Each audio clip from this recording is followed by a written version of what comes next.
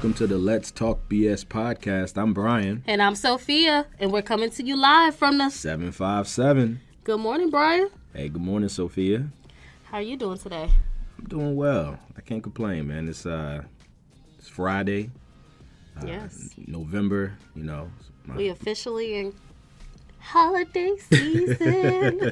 My favorite season. Yeah, it is. It definitely is holiday season. I'm actually starting to kind of feel it a little bit. The kids getting excited. My son, he likes to listen to Christmas songs. And literally last year in the morning when I take him to school, him and my daughter, didn't take my daughter last year because she wasn't in school, but now she's in school this year. But anyway, last year with him, we listened to Christmas songs all the way from like around this time last year up until like the summer. So I kind of got that stopped, around the summertime. Well, this year he should start having like Christmas recitals or something like that. He gonna know all the songs. He does. He does. So it's like so literally, like I said, he started last like November and then finished. He kept just wanting to hear the same songs over and over again. And so we stopped it during the summertime because he picked up some other new songs he liked. But I think it was last week he requested to go back to the Christmas songs. So yeah, so we're back on the Christmas songs. It's, he must see he's feeling that jeer in the air. The holiday cartoons starting to come up. They starting to talk about Christmas. And Halloween. Halloween's over, so now Christmas has fully kicked in. There you go. Yeah, I got my buddy Los. A good friend of mine, known him since I was, probably 11 years old. I was talking to him earlier this week, and he said that him and his family are already putting their Christmas tree up. Oh, man. And I was like, dang, like that's early. Like I know. I think that I would put mine up if I didn't have such a day after Thanksgiving celebration. Yeah. I'll probably put it up early like that too, but my day after Thanksgiving is pretty lit. Gotcha. Yeah. I remember you mentioned that before, so that does sound like it's a good time. I mean, I always would normally, like growing up, we had an artificial tree, right? I still have two of them. See, I don't. I would say the last like 7-8 years, I've gotten a new tree, like a brand new tree. Cause that was something that we did initially when I was really, really young, and then it just kind of got hard to keep up with because a lot of times my dad. He's military. He was military at the time, so he was gone. So my mom was the one having to do all this stuff, and it was me and my mom trying to figure it out. My mom was like, "Look, we wanted to buy a fake tree, and we're gonna do it this way. Decorate it real nice, so you don't even know the difference." There you go. Yeah. So that and then if you like the pine smell, get you a pine candle. There you go. See, I don't even like the pine smell, so it doesn't even bother me. See, I kind of like the pine smell.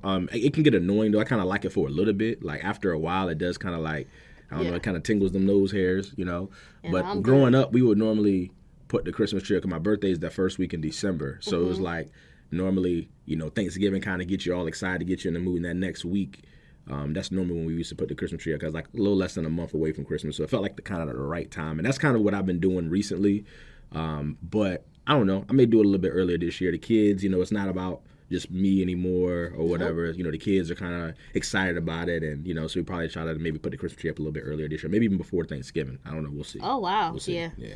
So the day after Thanksgiving, what we do is the adults have their adult drinks, and then we make hot chocolate. Okay.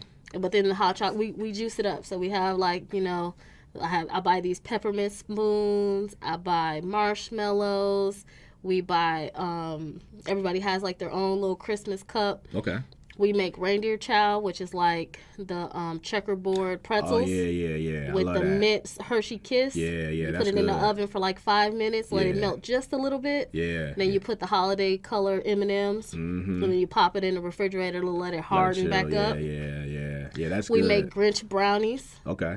I'm not a baker, so I really don't know how to explain how to do that one, but my cousin usually handles that. Okay. And then we buy like the holiday popcorn. Yeah. And we pretty much just play games that night. We put up the decorations. We listen to trap Christmas music and regular Christmas music. What's trap Christmas music? I've never heard of that before. Oh man, I don't even know how to explain trap Christmas music.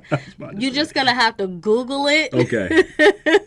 But it's like Is it kid friendly or nah? Yeah. Oh, it is. It's all Christmas music. Oh, okay. The words don't change, but it's on like a beat. Yeah, like on a trap beat. Yeah. On an 808 trap beat. I got you. Yeah. And then we play regular Christmas music, and then at the end of the night, after we've got all sugared up, then we watch a traditional Christmas movie. So usually it's like The Grinch or Halloween, Home Alone or something like that. And then we play drunken lyrics, but we definitely don't use like explicit music. Yeah. You know, we include the kids, so we'll play Baby Shark or something like that. But if you know how to play drunken lyrics, then you just basically pick a word, and then when the word comes up, you have to basically start singing a song with that word in it. Okay.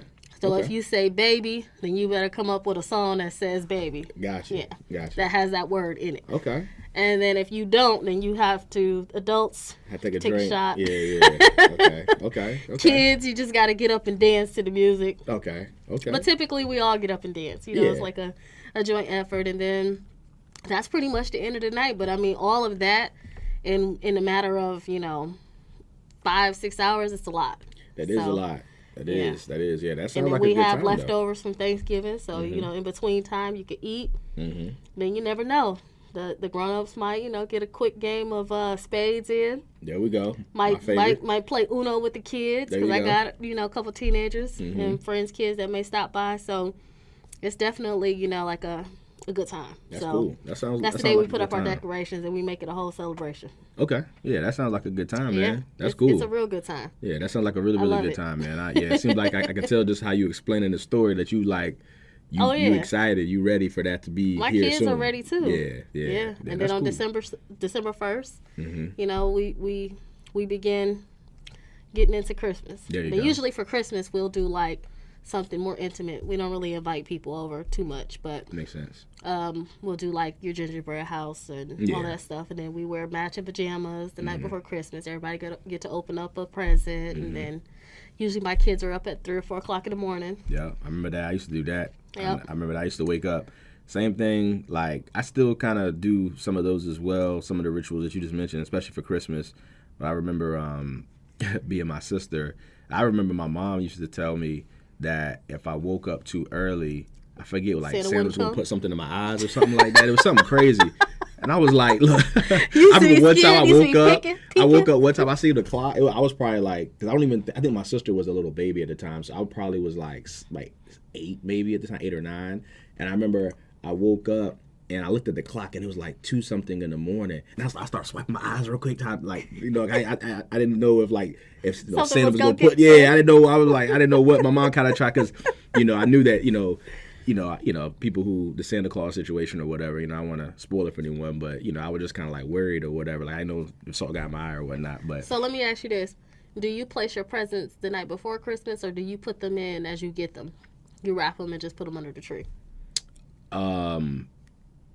I would say neither, really. So what I do is I kind of like a week out, I would say. That's when I I pick like a day to kind of wrap all of them and put them under the Christmas tree. So it's like I don't wait until right before Christmas, the night before, but I also don't get them.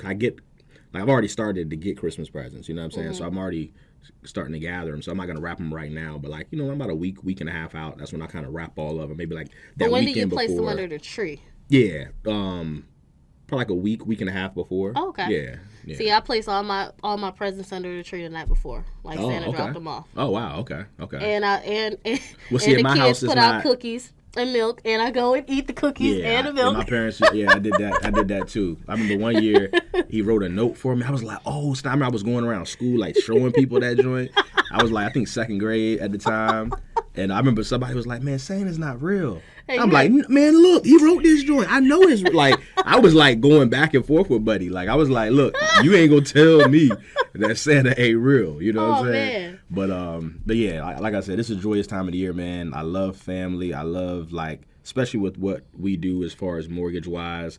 This time of the year kind of slows down, so I feel like some of the time that I'm not able to give my family during the busier season of our industry, I'm able to kind of be more focused on them, their needs, and spend the undivided attention and time with them. So I just love this time of year, and it's my birthday during the time of year.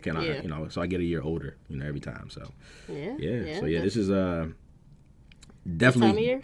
Yeah, definitely a great time of year. I'm definitely looking forward to the holidays this season. Yeah, me too. Yeah. Me too. So what you had going on besides that, what's going on this week, or what happened this past week? Yeah, this past week, we had my buddy Cavell on the show. So this week we did 2 shows in 1 week. So that was pretty cool. Kind of getting his vantage point on some things and, speaking more from a real estate / broker owner's perspective. This past weekend, what I do, my son had tennis, so that was cool. We did that on Saturday morning. He's really starting to enjoy it a lot more. Throughout the week when the weather's nice, we'll try to play ourselves as well. Some of the drills that he learns with the tennis instructor, we try to replicate him at home, at the tennis court by our house. Today, actually, when I dropped him off this morning, weather's supposed to be really, really nice today, so he wants to practice today some of the things he thinks they're going to do tomorrow, so he can kind of look good, doing it or whatever. So I'm definitely going to do that with him today. Last Sunday, just kick back, watch football. I had a couple of the fellas come through, so we hung out, in my back sunroom, watched the games, and let's cook the wings too for the little wing tasting that we had. So that was pretty cool. Yeah, those were good. Appreciate that. 8 out of 10. 8 out of 10. I'll take it. I always like when there's room for improvement, so I know I can kind of, get better, but also like to get that satisfaction. Like, hey, I hit the mark. Yeah. You know what I'm saying? So I'll take that. This past Monday was Halloween, so I know a lot of folks don't celebrate it. I'm not like the biggest celebrator of Halloween, to be honest with you. But, yeah, me neither. I don't even put up Halloween decorations. I tell my kids we could put up fall decorations, but I'm not putting up Halloween decorations. Yeah, I get it. And it's kind of like my neighborhood, man. It like when it comes to like different things, they're really, really big on it. Yeah. And then my kids, they love candy. They love, so it's kind of like, and they love dressing up and all that. So it just, it's more about them than my beliefs and kind of some of the things that are celebrated there. But I still do like the pumpkins and stuff like that. But to me, that can be considered fall and Halloween. That's true. That's a good point. And instead of putting out a ghost, I might put out a leaf. Like I just switch it up a little bit. So we still decorating, but it's not your ghostly like type of stuff. Yeah, it's not. But I also don't like anything scary, so that falls right into line with me. Yeah. I don't watch scary movies. I don't go to haunted houses. I don't do any of that. So I'm opposite in that. I love that stuff. I ain't gonna lie. I love that stuff. But see, my daughter, my teenager, she loves it, and I don't even know where she get it from because I've never ever watched a scary movie in front of her ever. But she. No problem. Yeah. Not scared at all. Like she went to Hollow Screen with her friends this like a week or 2 ago. Mm-hmm. They went up to Williamsburg, and she was like upset with her friends because they didn't want to go into the haunted houses. She was like, "Well, why are we here?" Yeah. I feel her on that.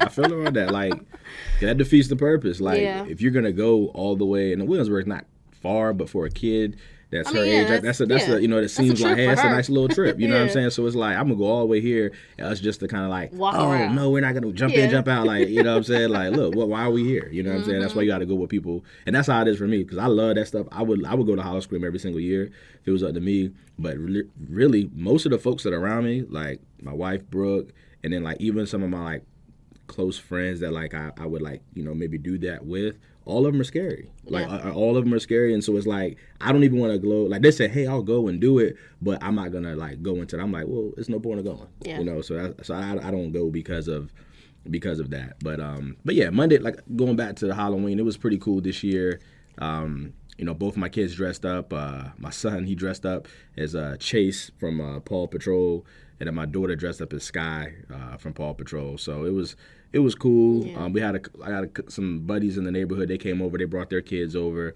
So we kind of got like a pre-Halloween bash at our house where the kids were jumping around with the music. We had our like lights flickering on and off, and then had like the little the scary stuff kind of be funny or whatever. And so that was pretty cool. And then we did trick or treating in our neighborhood.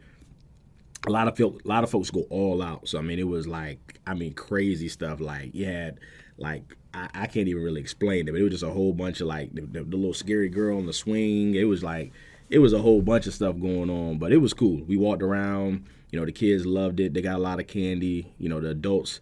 You know, we had some plastic cups. You know, with liquor in it. Drinks? Yeah, adult drinks in it. Wait, did you have the solo cups? Yeah, I actually did. I had a yellow solo cup. Yeah, because I had some solo cups Not the solo cups. Yeah, because I had some. It was funny because I had some cups. I was looking. I was like, I'm not gonna walk around with, like, I didn't want to look too, like, you know what I'm saying, like whatever. So when I was about to make my drink, my buddy Sherman, he was over at the house. And he was like, he had came over with a solo cup. So I was looking, I was like, hold on, do I have any solo cups? And I looked in my pantry, and I did, because I think I bought like a whole bunch of them, like, I don't know, maybe like a month or two ago, I think for my son's birthday or whatever. Mm-hmm. And so I still had some in the pantry. So, yeah, so I had the solo cups going. And so it was funny. Literally every parent that I saw were on the same vibe as us. Like everybody had, well, no. Oh. They don't have the solo cups. They had a cup. So. They had a cup. They had some adult beverage in their cup. You know what I mean? And so that was kind of like the running joke. Everybody was like, hey, what you drinking? What you drinking? What you drinking? You know what I mean? So that was pretty cool. That's funny because that same thing happened in my neighborhood, except for so in my neighborhood, it's probably about 4 different women that I'm pretty cool with. Okay. Like, we know each other. Mm-hmm. When we see each other, it's always like, hey, what's up? We'll stop by each other. When we, walking by, we'll stop and chat or whatever. Yeah. So I came out the house with my drink. Okay. I was ready. And... Real quick, what was you drinking? What'd you drink? What did I drink? I mean, I don't know. No, you don't remember? Okay. I don't remember. Okay. But, needless to say, I had a drink. Mm-hmm. And so I met up with my next neighbor. She had a drink. I said, what's in that cup? But outside of that, they were giving out, almost like every house that had the adults out there, they were giving out shots. Interesting. So y'all neighborhood was, what the youngest say, y'all neighborhood was lit. We didn't do that. Everybody had, in our neighborhood, everybody had, their own drink. No, they were giving out shots. They were like, hey, the kids' candy is here. The adult candy's over here. I was shocked. I was like, oh my God. But I already had some. And plus, I'm not big on drinking liquids out of, a container that has been that's where my mind opened, went first. But you don't needless know them like to that, say, especially people you don't know like that for real. Yeah. Needless to say, I mean, the likelihood of them trying to do something in the neighborhood when we all live there for the most part is low. But still, low. I have that, in my soul, like, nah, I'm good. But it was nice that they offered it. Yeah, so Jester. Yeah. I was very I was cracking up laughing, and it was very it was an eventful night. But after that night, remember, it started misty raining a little bit. Yeah, it did. That next day, I woke up and I was not feeling well. Tuesday, Wednesday, I was shut down. My whole body was like, yeah, no, you shouldn't have been out there. Yeah, that's crazy. You say too old for trick or treat. Yeah. This weather's been crazy. I have and I honestly, something's going on because my daughter, she didn't go to school on Wednesday because she was coughing and sneezing and had a temperature. And my son, he was sick last week. And then my buddy in my neighborhood, I talked to him because we have a group chat, a couple of us fellas in the neighborhood, and both me and my other buddy, because we work out together in the morning, and we were like, hey, we haven't talked to the other guy in a while or whatever. So we were like, hey, we'll send a text check on him or whatever. And we sent a text, I think it was on Tuesday.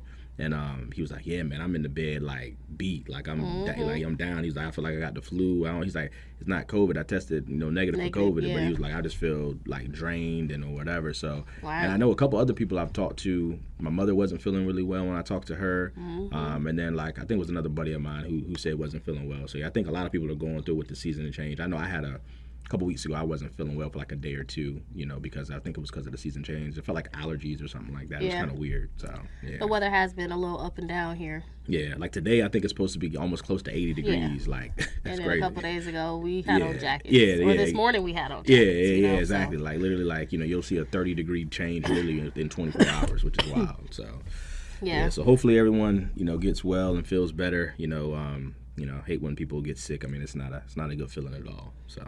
Yeah. Yeah. But you also had a couple closings this week. Congratulations on that. Yeah. Especially in slow season. That's awesome. Yeah. my October was really, really slow. Mm-hmm. Obviously with the rate environment we're in, it's kind of deterring a lot of folks from buying right now. And even this time of the year, like you mentioned, it is a little bit slower. Yeah. People's focus It's shifts. pretty normal for people to slow down the home buying in these months. Yeah, leading out to the end of the year. You have some people who want to purchase and they want to get in before the major holidays. So you'll have that little spurt of people who want to get in before Thanksgiving, and then you'll have that spurt of people who wants to get in before Christmas. Yeah, that's true. Yeah, so my October was really, really, really slow, but starting off November, I had some a good amount of closings lined up for this first week of November. So that was exciting, for them and also for myself. And then also I closed on another property as well personally. There's a property deep in Suffolk that a buddy of mine who's a wholesaler connected me to a couple weeks ago, and so was able to get that under contract. And congratulations on that. Appreciate it. So yeah, definitely going to be new construction out there. Seen some comps that are favorable and makes sense to make it happen. So hopefully, if everything goes right, that house will be ready to be sold next summer. So yeah. I mean, I'm excited about that as well. I'm excited about that as well. So yeah. What about you? Anything else? I know you said you were sick. Trying to just lay low. Yeah, pretty much all week. I had to reschedule a lot of stuff that I did have lined up because one of them was, of course, a meeting with our assistant. You handled that. Yeah. But she just had a baby, so yeah. I didn't want to be around her sick, so I pretty much stayed at home. Yeah. And then I had a meeting yesterday that I rescheduled for today. So Gotcha. I'll be heading there shortly after the podcast. But besides that, I pretty much laid low, stayed home. Anything that I did have in my pipeline, I worked on that. And then I got a couple, some referrals, of course. But yeah, I didn't really do much this week. I was those 2 days I was resting, letting my body recover. Yeah. No, I hear you, man. It's important to get that rest and bounce back. Your body tells you, man, like, hey, look, hey, I need a minute or two or three or whatever. So you need to listen to it. I know a lot of times we try to power through things, and I feel like I'm a workaholic. I try to, do everything I can, but internally, when your body starts to let you know what's going on, it's almost like a car.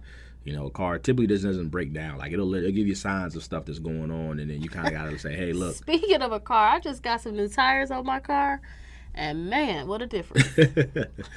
That's crazy. So I know, because I think I probably know what you're talking about. When it feels like you're totally different. Feel everything. Like you feel exactly. Yeah. And now it's a smoother ride. Yeah, smoother ride. I still got some more stuff I gotta get some. What did they tell me? I had to get my new brake pads. That's what it is. Okay. Because where I got my tires at, they don't do brake pads. How ironic is that? I mean, very, very.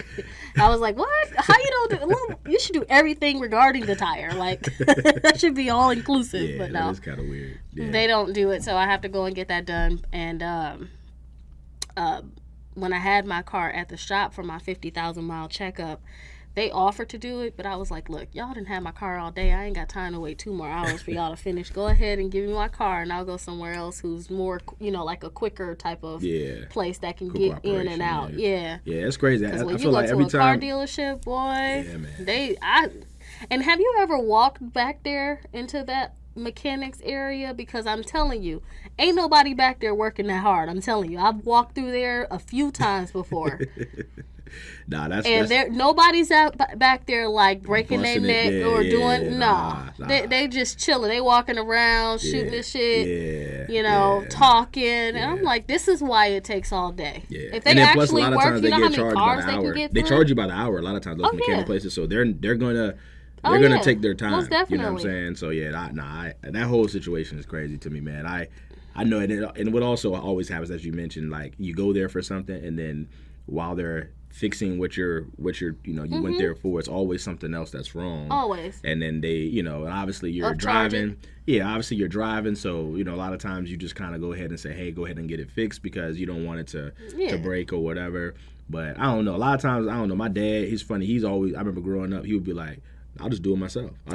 So like if he'll go get something, like your situation, if you need to get new tires, like he's not gonna do that himself. He'll go to a place and get the tires. But if they say, hey, like your brake pads is this or whatever, my dad, he knows how to, replace your brake pads. So like he'll say, hey, I'll just do that myself, and he'll go home. Because if you look at how much they charge you, It's like ridiculous. they're charging you in labor, almost 2-3 times as much as the actual part itself. So you can go to Advanced Auto Parts, get the part, and do it yourself and save, a whole bunch of money. You know what I'm saying? Yeah. So they tried to charge me $700 for brake pads. I was like, what? that's crazy. Yeah, Y'all brake pads. crazy. You can buy 4 brake pads, man, probably for like $60 to $80. Right. And it, like I said, all you're doing is taking the wheel off. It's like a little thing that you tighten it, and and you got to make sure it's tight though, because you want it. Of course you don't want to have any I'm issues. not about to do it, but still. Yeah, but it's not hard. Basically, what I'm trying to tell $700? you, you take the rotors, and it's very simple. You take the old ones off that probably are worn because they're getting closer. That's why you probably hear like the car sometimes maybe squeak or whatever. Mine's not even that bad. Oh, okay. Yeah, because they did the test load and they were like, well, you're at this. We suggest you get new ones, but it wasn't like, oh my God, you got to get them now type of thing. Yeah, so I got you. I mean, I don't have that many miles on my car, so it's not like I'm all the way worn down. So correct. Yeah. I'm good. I'm gonna get them. I'm not gonna pay $700, but I'm gonna get them. Nah, I hear you on that one. All right, guys. So,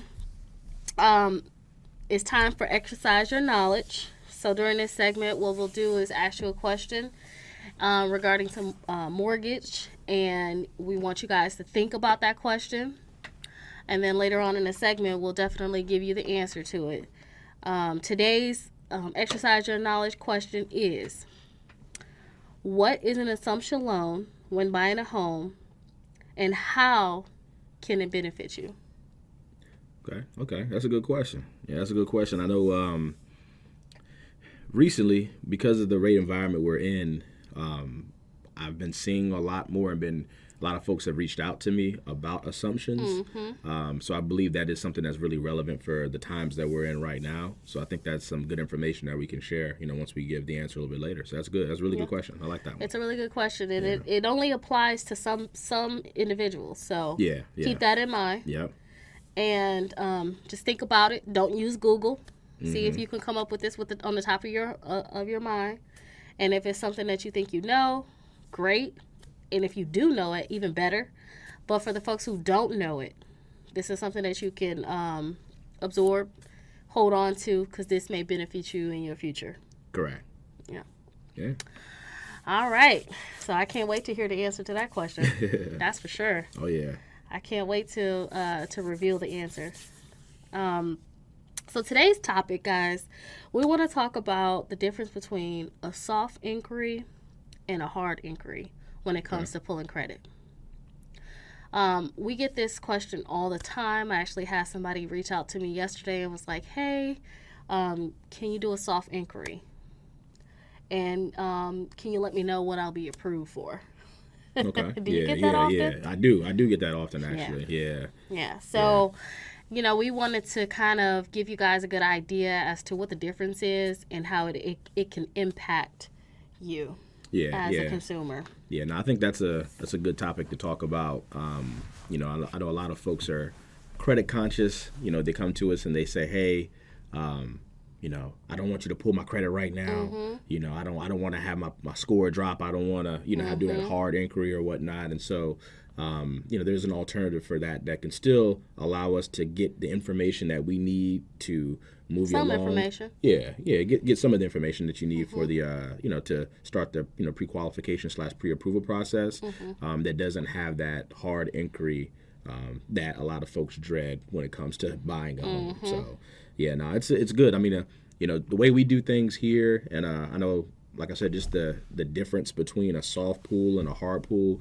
I know a lot of folks are, familiar with like Credit Karma. A lot of folks have like credit cards, or they have accounts with their banks, and they have like the apps on their phone where they can kind of monitor their credit. And you will see them. Some of them say like credit dashboard, credit journey. It'll have like a picture of maybe like the FICO sign. It's kind of colorful, and it makes you think good, bad, average, great, excellent. Yeah, it kind of gives you the range of where you fall, credit wise. Those are all like examples and signs of like a soft pool, right? So Each time they're giving you that information, they're not giving you that hard inquiry on your credit. They're just kind of pulling information, your basic information off of your credit, as far as like, your payment history on the accounts, the balances that you currently have that month on the account, kind of those factors that we've talked about beforehand that make up your credit score. They pull some very basic information. And honestly, typically, they don't pull them from all 3 credit bureaus. They're pulling it either from one directly or sometimes they'll even have another one. So they have 2 different ones that they're pulling the information from. So that's a soft pull. And so in our world, a lot of times, we're able to do that, right? So depending on who we're talking to, the person, wants to go ahead and go full into the application process, and they have a time frame that they know they want to buy within that 90 to 120 days that we talked about last week. Then we'll go ahead and do the hard inquiry, right? That's kind of that process. We'll go ahead and jump into that. But if someone is not necessarily sure, don't know their timeline, kind of want to see exactly, or just kind of foreign to the whole process, what we'll do a lot of times is we'll do that soft pull so we can kind of get some information and engage where that person is, right? So we'll be able to see like, and for us, we'll be able to see 2 of their scores, right? So we'll be able to see, okay, hey, does this person have decent enough credit to actually take on a full application at this point? Or are they at a situation where they just need to get some, credit counseling or some feedback to work on some things? And, we don't want to have that negative impact of a full credit pool at that particular time, especially if someone needs some, some assistance on their credit, right? So we'll be able to kind of peek and see where they're at and then give them some good feedback so they can go ahead and get working on that. Yeah. But on the soft credit pool, it's not going to show us like any bankruptcies, foreclosures, or some of the major information that we need as a lender.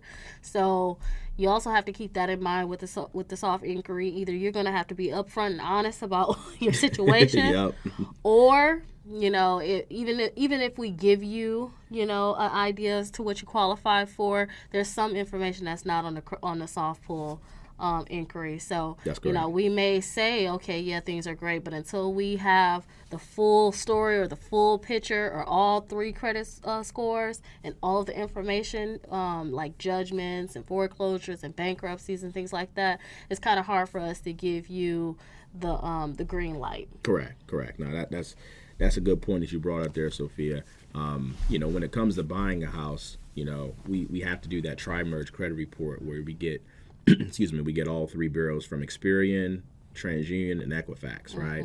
And what happens is we look at that middle score for your credit, right? So you'll have 2 outliers. You'll have one that's your highest score, one that's your lowest score, and then whatever that middle score is the score that we use for you, right? And that's the definition of what a FICO score is. It's your middle score. Exactly, yeah. And there's different types of FICOs. I mean, we've seen I think I saw there's like almost 16 different types of FICO scores out there. In the mortgage world, in the mortgage space, we typically use either FICO 8 or FICO 5. That's kind of what we've used over the years to determine your score.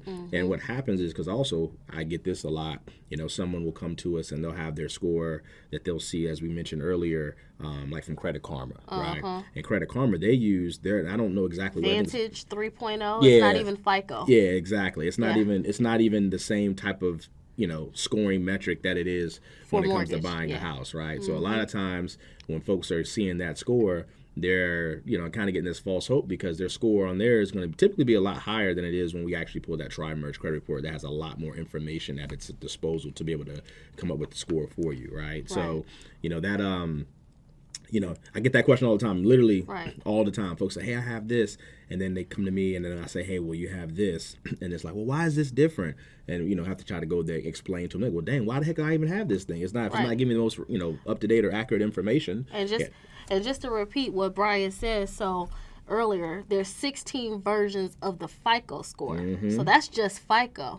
So there's many more versions of the credit pulls or, the types of versions when it comes to calculating your credit score. Correct. And so Credit Karma or maybe some of those other lenders, they're not even, most of the time, they're not using FICO. Correct. Some of them are using a different source, like Vantage Point. Some of them do use FICO, but they may not be using FICO 5 or 8. So that's why it's different from the mortgage pool. So it can be slightly different. Yeah, that's true. That's very true. So it's a conversation I feel like I have multiple times a week.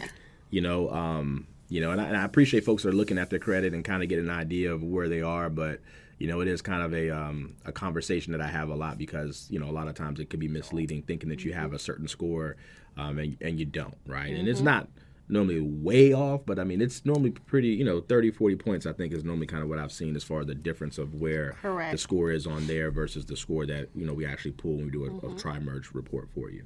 So. Yep. And so just kind of piggybacking off of that, so your hard inquiry now is going to be your when we pull a tri-merge credit report. So soft pull, there's really not a credit report that's pulled. It's more so background information that is accessed to kind of give us an idea as to where you fall. And hard inquiry is us actually checking your confirmed credit scores, and we're pulling all three with the mortgage. Correct.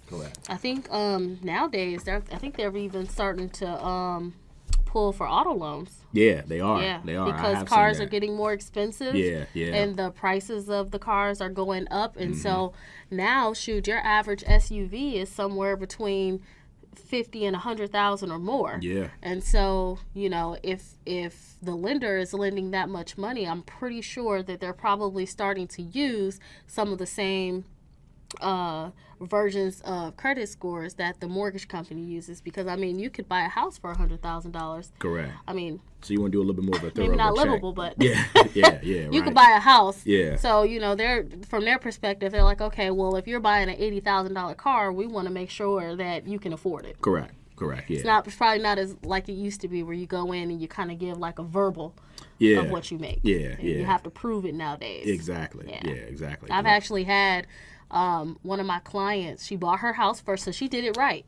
She bought her house first. She was secure. She got it, and she called me a few months later, and she was getting ready to buy a car. And the person that she was working with wanted it was something they wanted from her that they figured that I would have. Oh, they wanted to know how much she paid on her mortgage, they wanted to know if she had any late payments in the past 12 months. Interesting. Yeah, and they called me, and then I had to tell her how to access her statements. Yeah, okay. So and I told her, you could pull your last statement, and it'll show there if you had late payments or whatever. So if you give him just one copy of your mortgage statement, they can see if you've ever been late, because it'll show that on there. Interesting. And so, I never, like I said, I haven't bought a car maybe almost 6 years ago, and I know I didn't have to do that. I'm in the process of buying one now.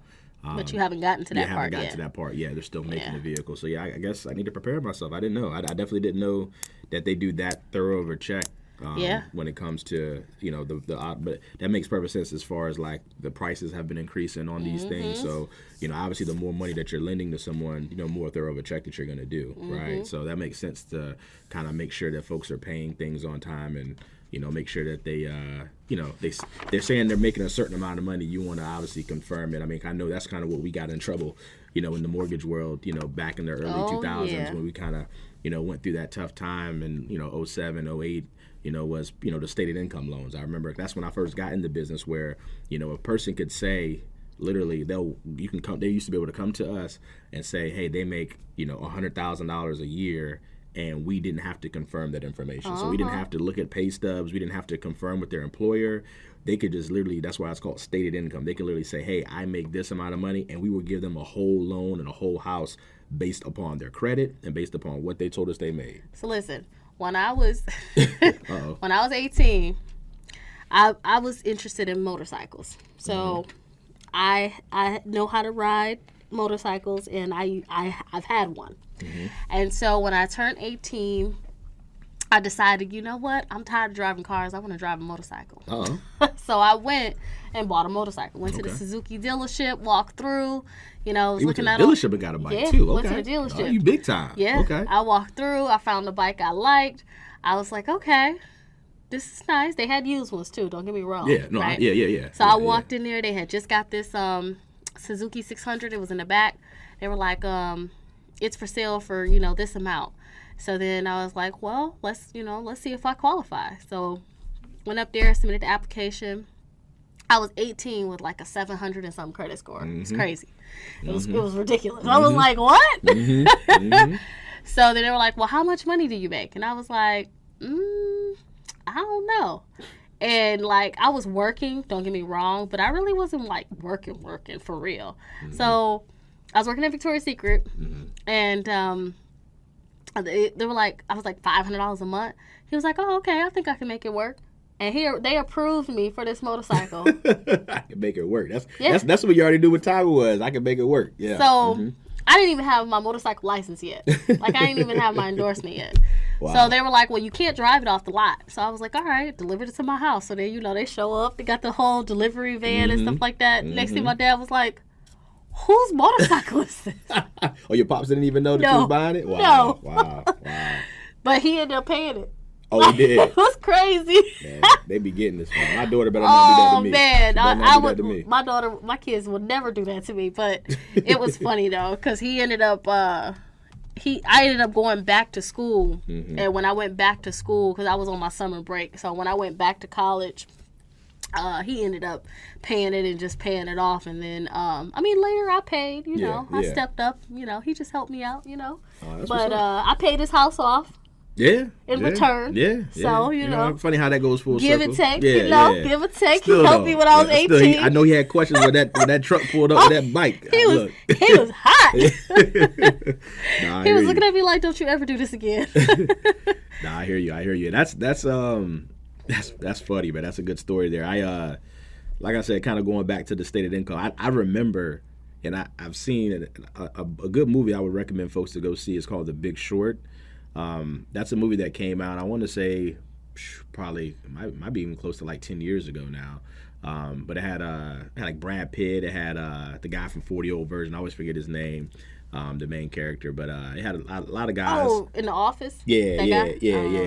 So it was a really good movie that kind of gave an understanding of how times were during that time as far as lending, and the guy who predicted the big crash in the market and all that. He kind of betted against he shorted the mortgage industry and made a ton of money.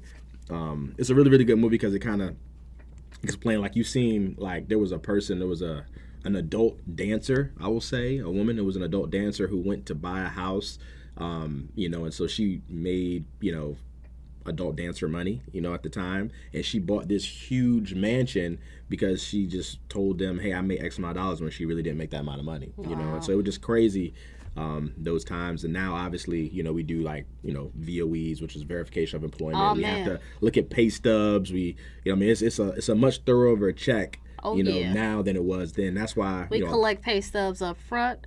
We Correct. collect pay stubs when During you get the under process. contract, Yep. and we verify employment the day of closing. Absolutely, yeah. So that's why I said I know a lot of folks are kind of nervous about the home buying industry and where we are right now because of the rate environment, and like, hey, are we gonna have a big crash like we did in 2008, 2009, around that time? And I think things have slowed down obviously a lot, but I don't think it's gonna be like that because those were fundamental issues that we had back when we were lending then.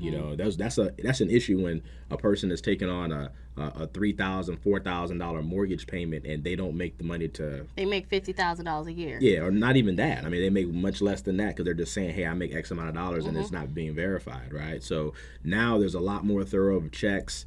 The CFPB has been able to incorporate some things to make sure that everyone is playing on the same field when it comes to guidelines and things of that nature. So it's it's helped out a lot. So I don't fear us always falling into something like that again. But it's crazy. I just remember those times, man. I remember literally sitting in front of people and they're saying, hey, I make X amount of dollars, and I'm like, I was young too. I was like just getting out of college, so I was like, I know, like I was looking for jobs and stuff, trying to think of what I was going to do. I'm like, I know that job does not pay that amount of money, but I mean, if someone at the time someone tells you they make it, I mean, I can't say, oh no, that's not right. I mean, you just had to kind of take what they said and put it on the application and roll with it. So yeah, it was crazy. It was crazy.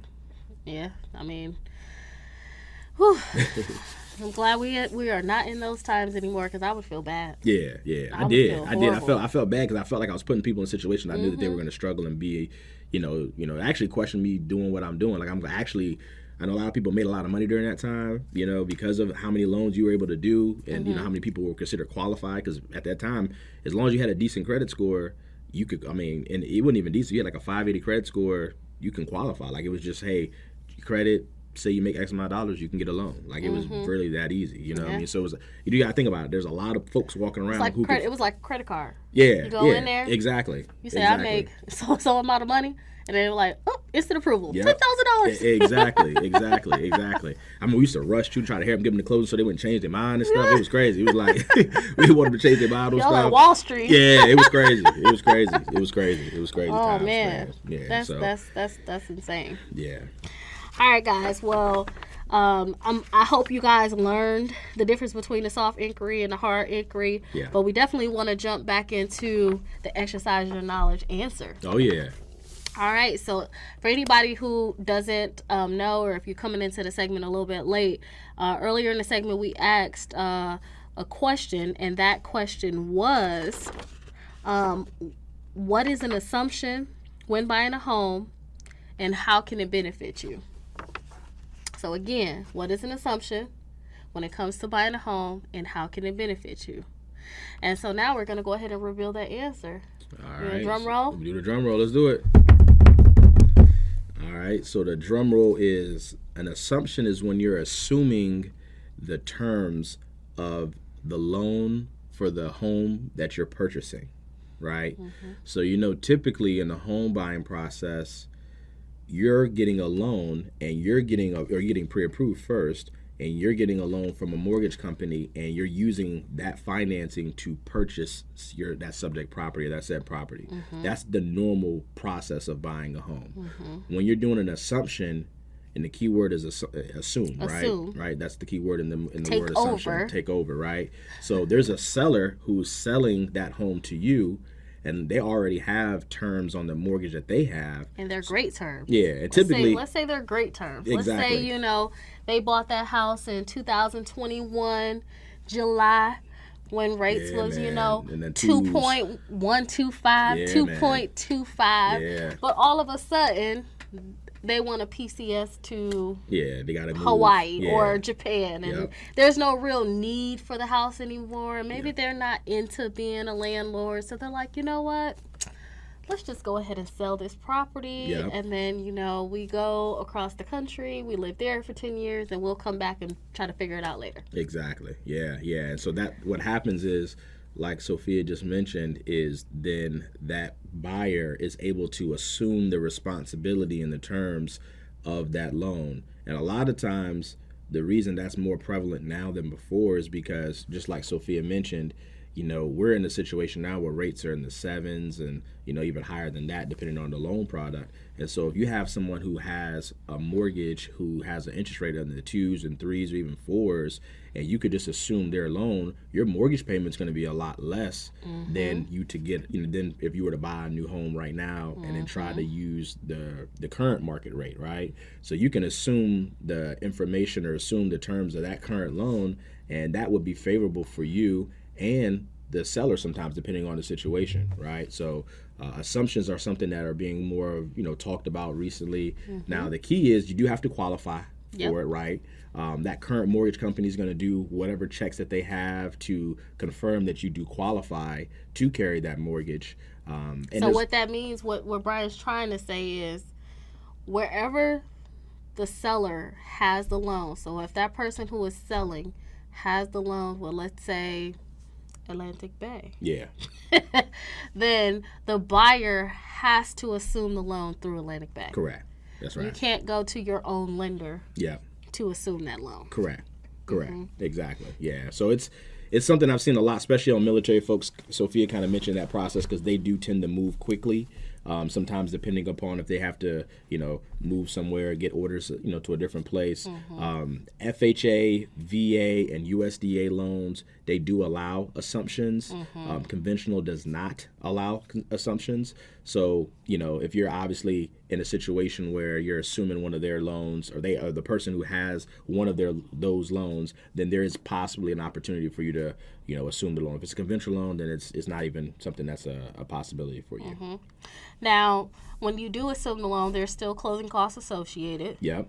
Because, closing costs, I think we've actually went over closing costs. So when you pay closing costs on the property, what you're paying for is the transfer of that property from one person's name to another. Correct. So anytime there's a transfer, even if you're assuming it's coming from one person's name to another person's, and so you have to pay closing costs. Correct. And so even with an assumable loan, you're getting a great deal. The only thing you have to do or worry about is you have to still pay closing costs, and you also still have to qualify. Correct.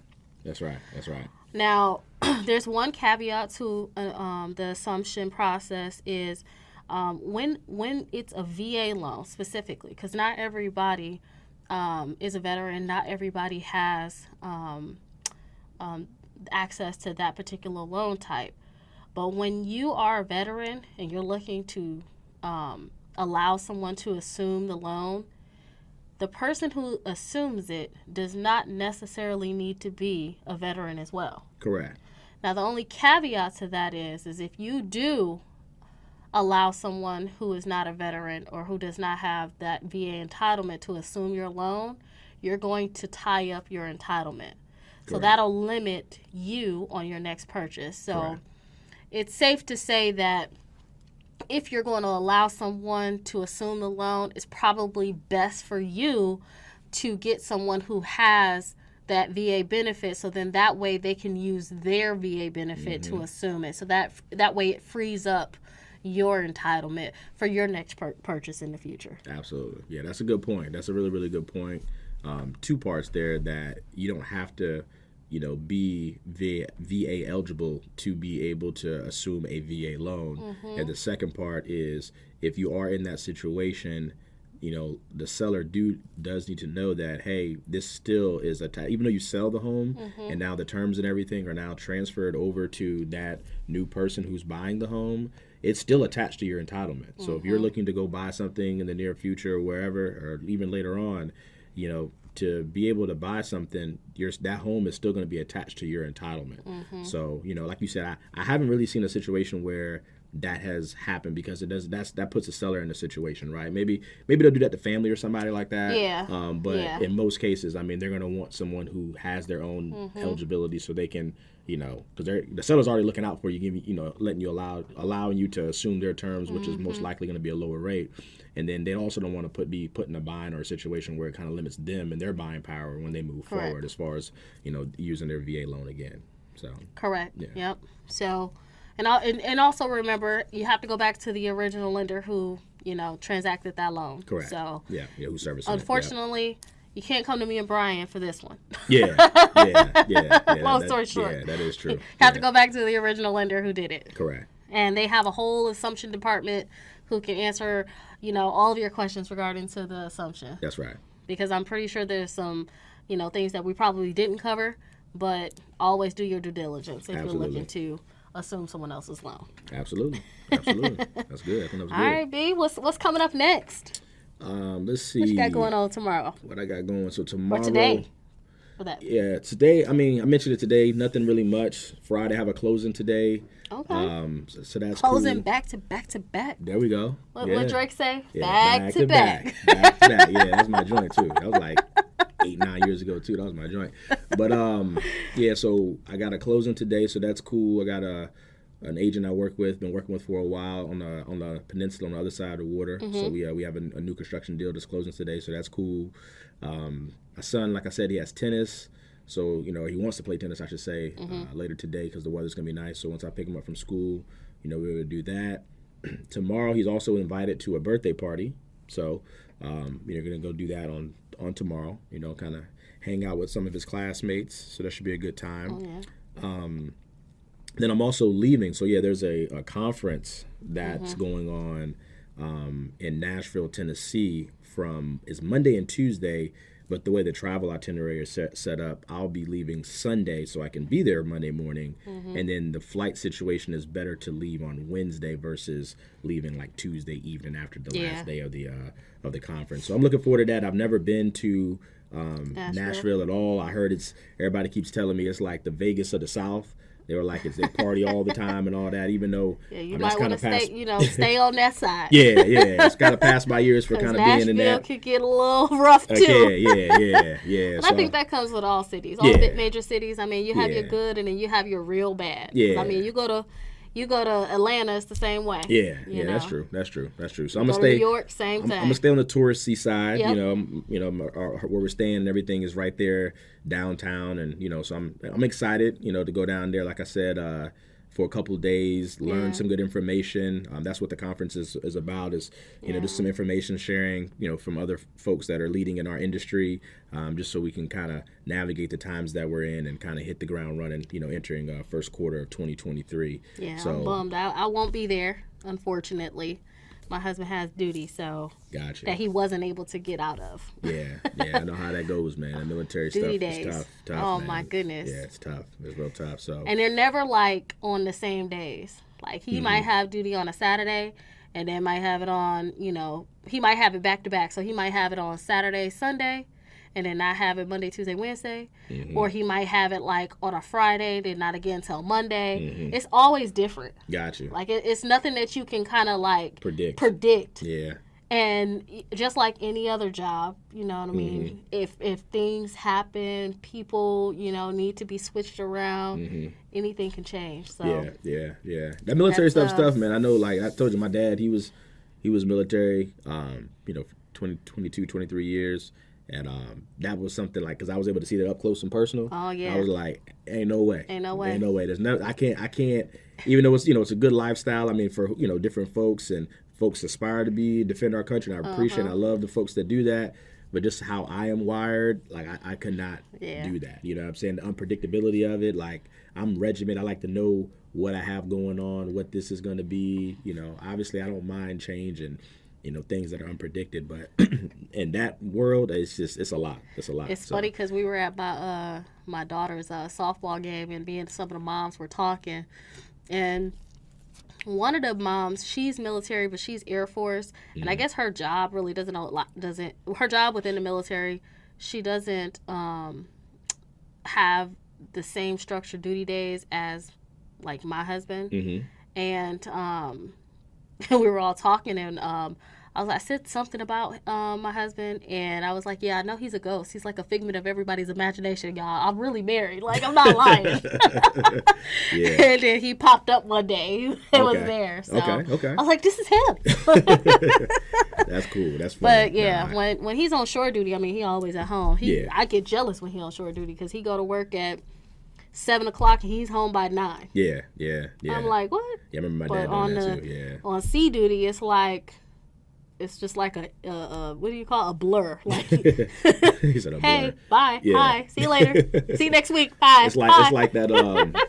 I'll have to send it to you, show you too. It's this Simpsons gif where the person is like, he walks into the room, puts his hat in, and he comes right back out, and you know what I'm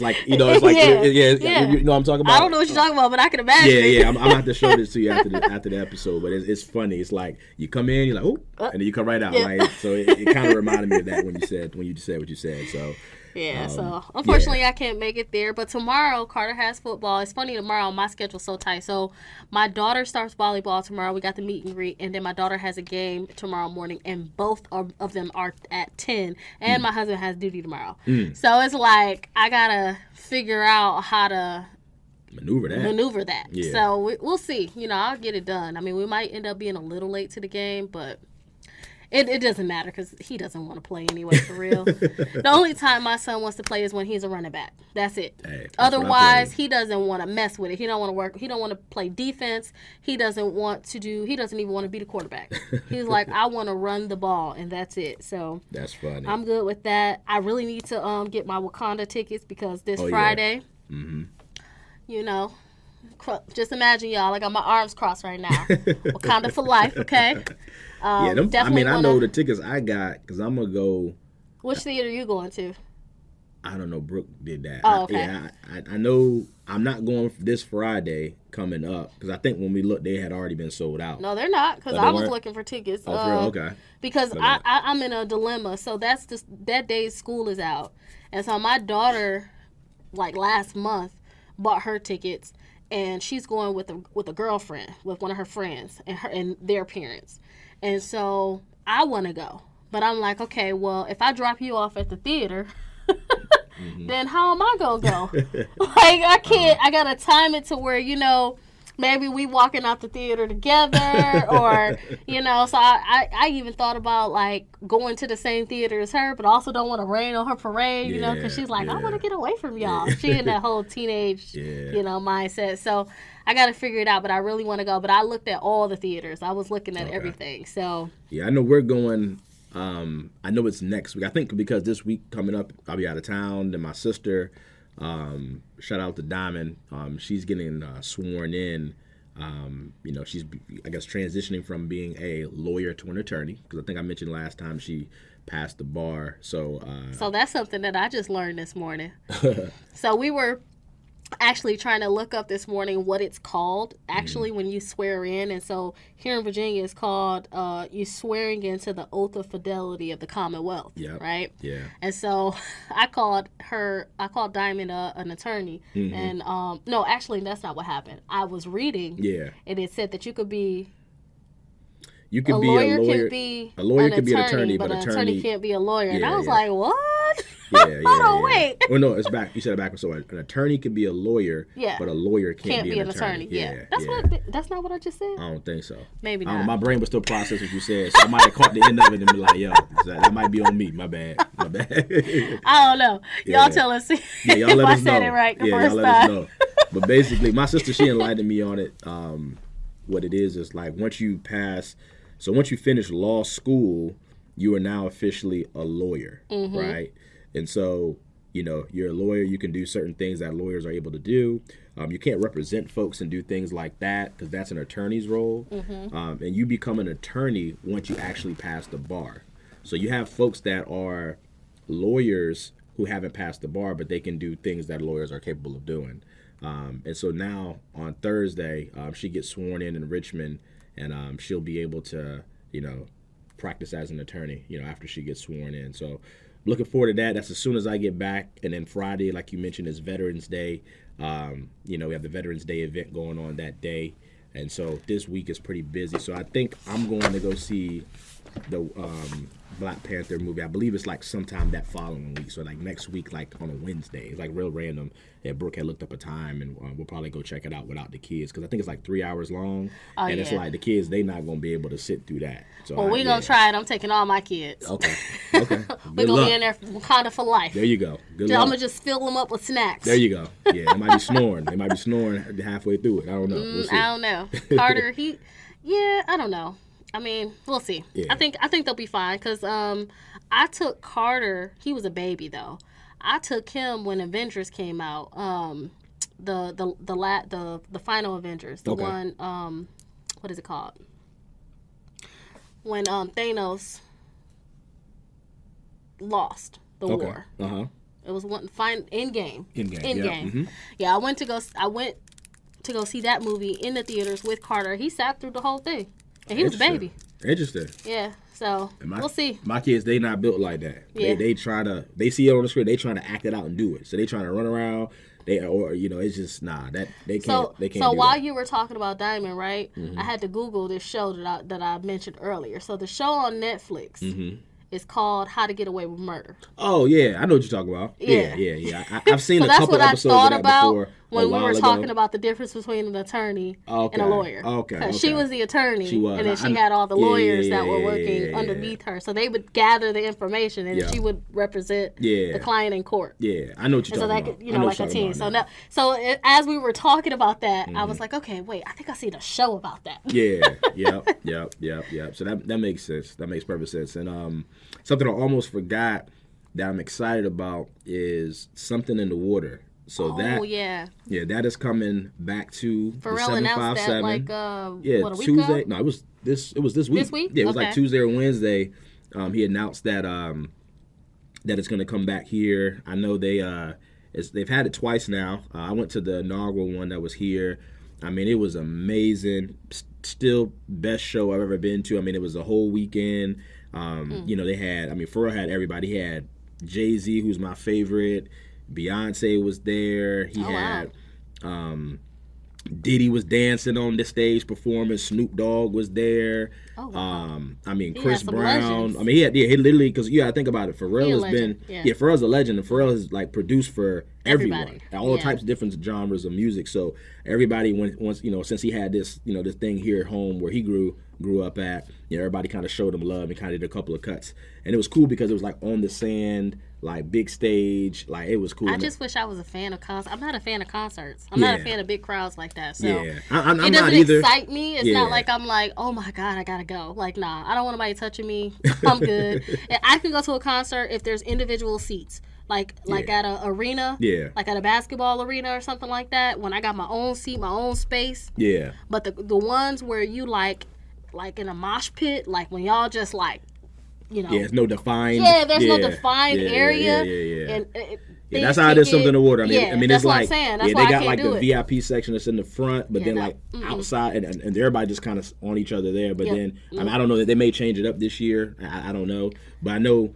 I'm glad it's back because they had it here a couple years ago. I think it was like 2019. It brings a lot of money to the city, so that's awesome. Yeah, it's really it does. It was here in 2019, and then obviously COVID happened, so they didn't have it. And then what also happened was there was a situation where I think it was Pharrell's family member ended up getting killed in Virginia Beach, and he didn't feel that the city was kind of doing the things that they needed to do to really find out what was going on with that situation. So they actually moved it to DC this past year, and it sounds like the city was able to kind of work things out with Pharrell, and so now he brought it back here. And I was even looking at, because it's the last weekend in April, and I was looking at like hotels and stuff down there.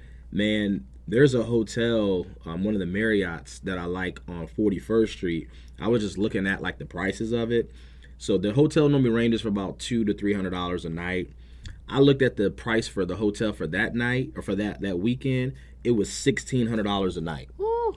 Crazy price. So like that's what Sophia mentioned as far as like the prices, like as far as the city being able to get money, because hotels, restaurants, I mean, just everyone will be able to kind of enjoy and benefit from that. So that's why it's such a big thing. They'll for our city. They'll bring out bartenders. They'll have people coming out. Major tips will be going on. I mean, it's a lot of money that comes to the city, and I'm pretty sure that they contribute whatever Pharrell probably contributes some of the proceeds and things that happen to different businesses. There'll probably be food trucks out there, small businesses. All the businesses on the strip will benefit from it. Then you got to think about cleanup. Once all that stuff happens, then you got the city, you got the people coming out to help clean up and do all these things. So I think it's a great event for a great cause. However, it's not for me. I feel you. I'll be there though. I gotta see what that lineup looks like though. I mean, I said, there's only a certain amount of people. That's different. If I'm in my hotel sitting on the balcony watching the concert by myself drinking, I'm chilling. Some people did that. But I'm pretty sure them hotels are already gone now. Nah, I'm good. I can't. My mindset ain't set up for something like that. I feel you. I don't know. It's like I want to go, and I am gonna go. I'm just a local. That's a big thing to do, represent or whatever. But it's like I know it's not gonna be better than the first year. Like there's no way the acts that he had that first year. There's no way that those acts can be topped. So I'm already like saying like, dang, like I know it's not gonna be better than that. But normally the good thing about that, me being from this area, a lot of folks that are from this area normally come out. So I normally run into a lot of folks that I hadn't seen in a while. Folks that live all over the country. They'll come back home for this or whatever. Like homecoming. Yeah, exactly. It's like a big homecoming. Exactly. I remember that. That's how it was that year. So I'm definitely looking forward to that. I think tickets go on sale this weekend, so I'm gonna try to jump on there and see what's up when it comes to that. Nice. Yeah. All right, guys. Well, we appreciate you listening to our podcast. We want to, definitely end today with the quote of the day, and I'll let Bryan take the honors of telling you guys the quote, and I hope that it motivates you. Absolutely. So the quote of the day is, "You have to get up every morning with determination if you're going to go to bed with satisfaction." That's deep. Oh yeah. That was straight to the point right there. You know what I mean? Like you wake up every morning, to attack the day, and you're determined to conquer whatever you have that's on the agenda for that day. But you have to do it. You have to accomplish it for you to feel satisfied. And that's how I am, honestly. I don't know, I'm wired like that where, I have certain things that I say, hey, today I'm going to do, and I won't feel good. Like, I will be upset, and I don't like going to sleep upset, because that's a pleasant time. You want to go to sleep nice and feel good about yourself or whatever. So I make sure I get those things done. So, when I rest, right? So, yeah, that's some good wise words right there. Very. Thank you so much, B. Yeah. All right, so that's all the time that we have for you today. Please follow us on Instagram and Facebook. My Instagram and Facebook is skb_mortgage. Bryan's is B Roy Star. Thank you guys for listening to our podcast, and we will see you next week. See you next week.